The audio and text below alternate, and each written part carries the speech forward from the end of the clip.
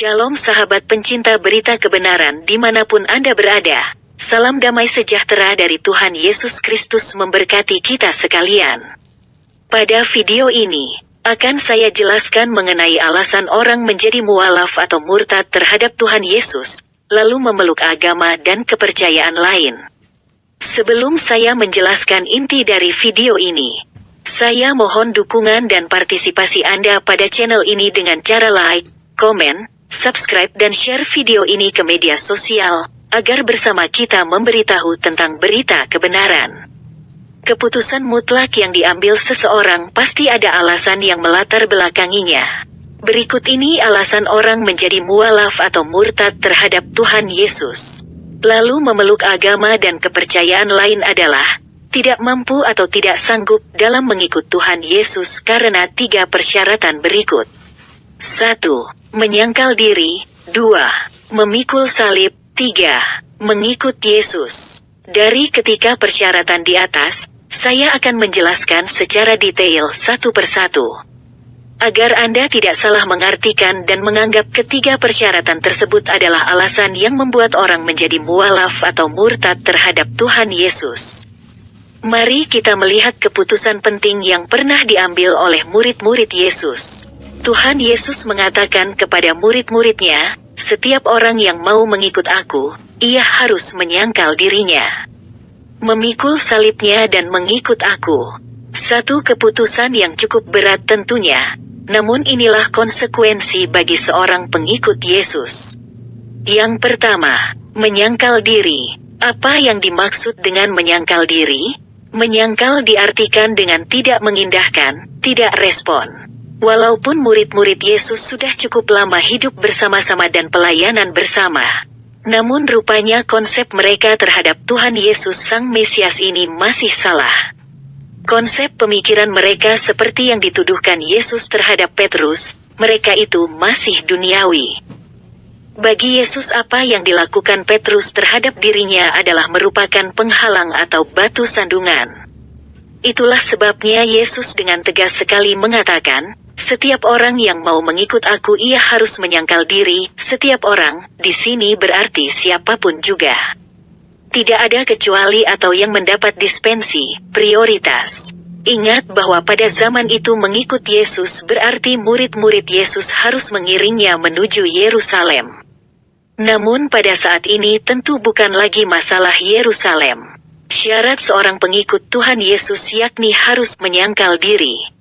Terjemahan lain untuk menyangkal diri merupakan kepentingannya sendiri, atau tidak lagi memikirkan kepentingannya sendiri.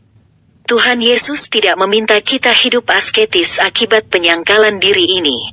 Misalnya tidak makan daging tertentu, menyiksa diri kita dan sebagainya. Menyangkal diri boleh dikatakan seperti kita berani berkata tidak untuk perbuatan tertentu, yang merupakan dosa yang tidak Tuhan sukai. Hidup yang di dalam penyangkalan diri berarti hidup yang di dalamnya ada perubahan yang nyata. Mengingat kembali masa lalu kita, rasanya kita malu jika saat ini kita bersama dengan Tuhan Yesus. Namun, orang yang menyangkal diri untuk mengikut Tuhan Yesus adalah ia harus tinggalkan masa lalunya. Benar, dahulu hidup kita seperti seorang penjahat atau lebih kasar seperti bajingan. Tetapi jika Tuhan Yesus mengatakan, ayo ikut aku, artinya segala-galanya yang berhubungan dengan kehidupan masa lalu yang buruk itu harus disingkirkan. Yang kedua, memikul salib. Dasar kata yang dipakai untuk kata memikul salib di sini dapat diterjemahkan dengan membawa atau mengangkat. Banyak terjemahan yang menerjemahkan dengan membawa dan mengangkat. Mengapa dikatakan memikul salib? Salib itu adalah salah satu alat yang digunakan oleh orang Romawi untuk menjalankan hukuman mati terhadap seseorang yang berbuat kejahatan. Orang yang dijatuhi hukuman diharuskan memikul salib atau balok lintang, atau balok mendatar, ke tempat eksekusi. Pada zaman Tuhan Yesus, masyarakat sering melihat orang-orang yang disalib, sehingga dijadikan lambang kesengsaraan bagi kehidupan orang percaya. Memikul salib memiliki pengertian rela menderita demi mengikut Yesus dan memberitakan Injil. Misalnya Petrus, Seorang yang antusias dalam mengikut Yesus, namun ia pernah juga jatuh, yaitu menyangkal Yesus 3 kali. Namun pada akhirnya ia bangkit dan setia melayani Tuhan. Dan pada akhirnya Petrus mati dengan cara sama seperti Yesus mati, yaitu disalib terbalik. Contoh lain, Paulus seorang penganiaya Kristen namun berubah menjadi orang yang setia melayani Tuhan, dan bahkan dalam perjalanan melayani Tuhan, ia harus mengalami karam kapal dan dipenjara.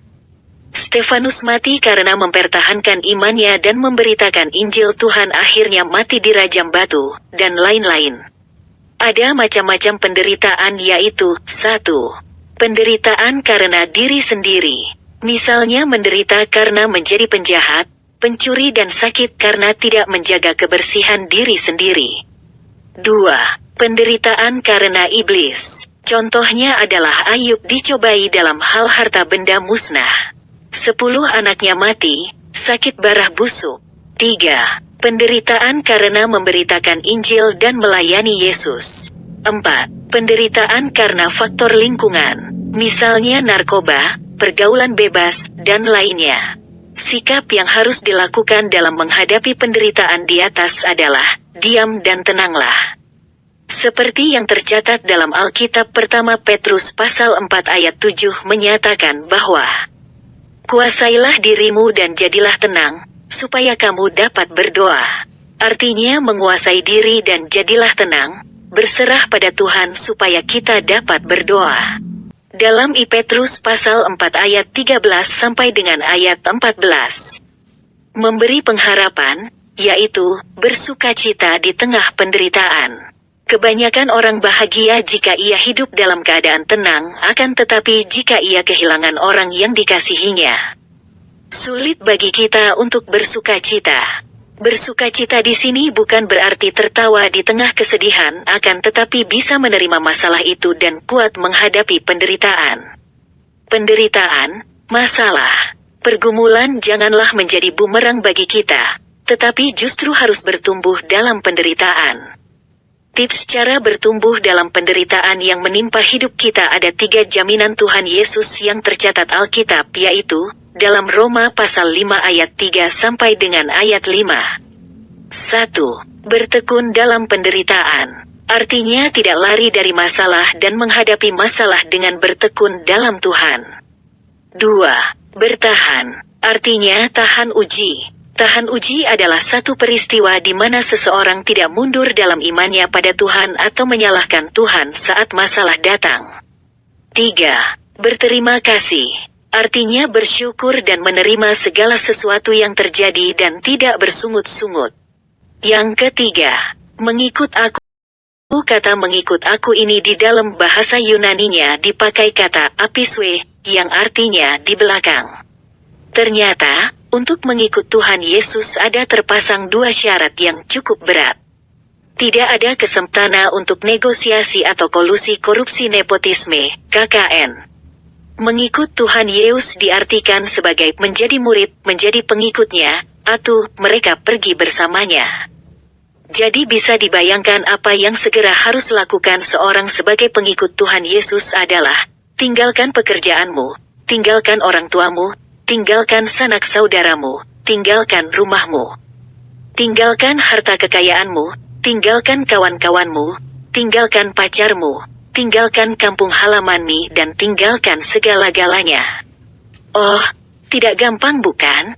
Lalu apa yang dapat kita peroleh jika serius mengikuti Tuhan Yesus?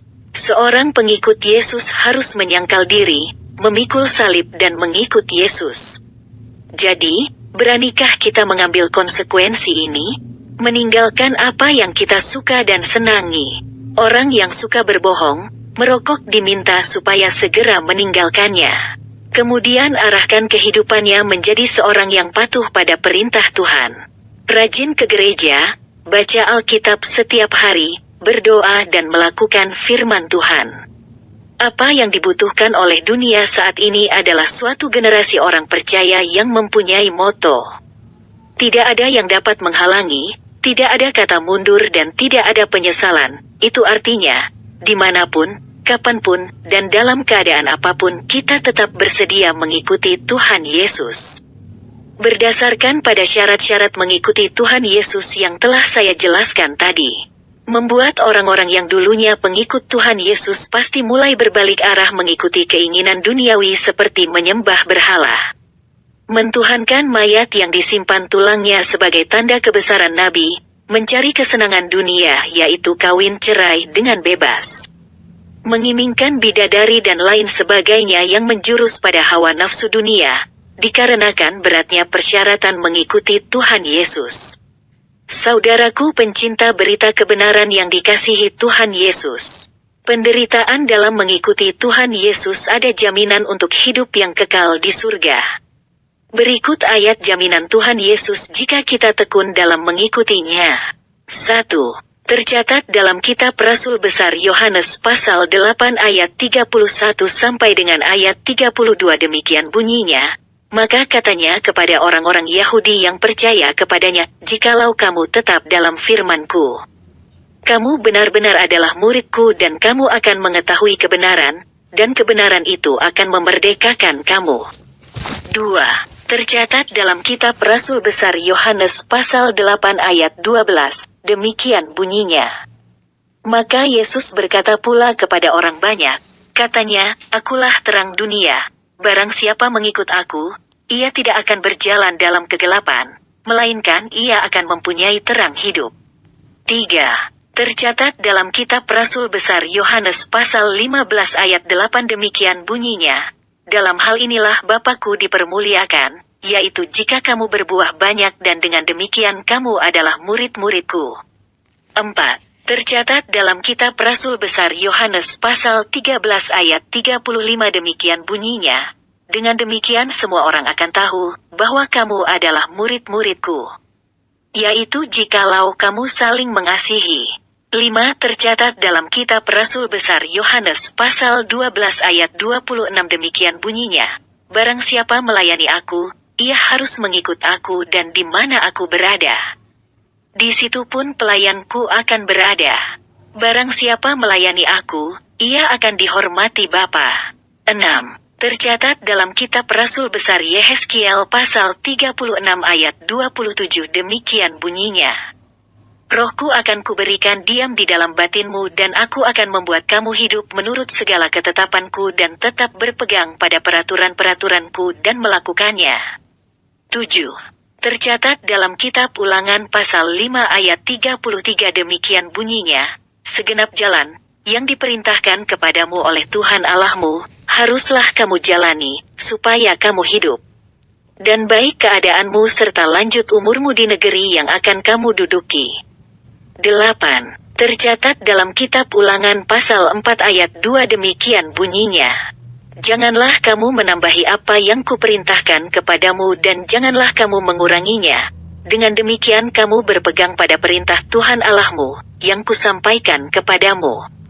9. Tercatat dalam kitab Ulangan pasal 4 ayat 13 demikian bunyinya, dan ia memberitahukan kepadamu perjanjian, yang diperintahkannya kepadamu untuk dilakukan, yakni ke-10 firman dan ia menuliskannya pada 2 loh batu. 10. Tercatat dalam kitab Ulangan pasal 31 ayat 8 demikian bunyinya, sebab Tuhan, Dia sendiri akan berjalan di depanmu. Dia sendiri akan menyertai engkau, Dia tidak akan membiarkan engkau dan tidak akan meninggalkan engkau, janganlah takut dan janganlah patah hati. 11. Tercatat dalam kitab Ulangan pasal 13 ayat 4 demikian bunyinya, Tuhan Allahmu, harus kamu ikuti, kamu harus takut akan Dia, kamu harus berpegang pada perintahnya, suaranya harus kamu dengarkan. Kepadanya harus kamu berbakti dan berpaut. 12. Tercatat dalam kitab Mazmur pasal 37 ayat 23 demikian bunyinya, Tuhan menetapkan langkah-langkah orang yang hidupnya berkenan kepadanya. 13.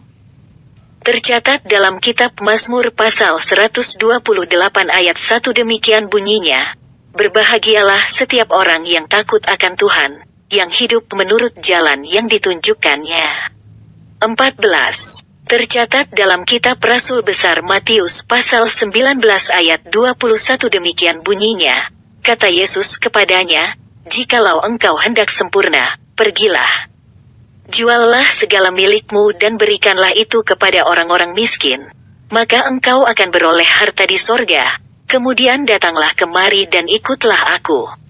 15. Tercatat dalam kitab Rasul Besar Matius pasal 10 ayat 38 demikian bunyinya, barang siapa tidak memikul salibnya dan mengikut aku, ia tidak layak bagiku. 16. Tercatat dalam kitab Rasul Besar Markus pasal 8 ayat 34 demikian bunyinya, lalu Yesus memanggil orang banyak dan murid-muridnya dan berkata kepada mereka, setiap orang yang mau mengikut aku, ia harus menyangkal dirinya, memikul salibnya dan mengikut aku. 17. Tercatat dalam kitab Kolose pasal 3 ayat 17 demikian bunyinya, dan segala sesuatu yang kamu lakukan dengan perkataan atau perbuatan, lakukanlah semuanya itu dalam nama Tuhan Yesus, sambil mengucap syukur oleh Dia kepada Allah, Bapa kita. 18. Tercatat dalam kitab Efesus pasal 2 ayat 10 demikian bunyinya, karena kita ini buatan Allah, diciptakan dalam Kristus Yesus untuk melakukan pekerjaan baik, yang dipersiapkan Allah sebelumnya. Ia mau, supaya kita hidup di dalamnya. 19.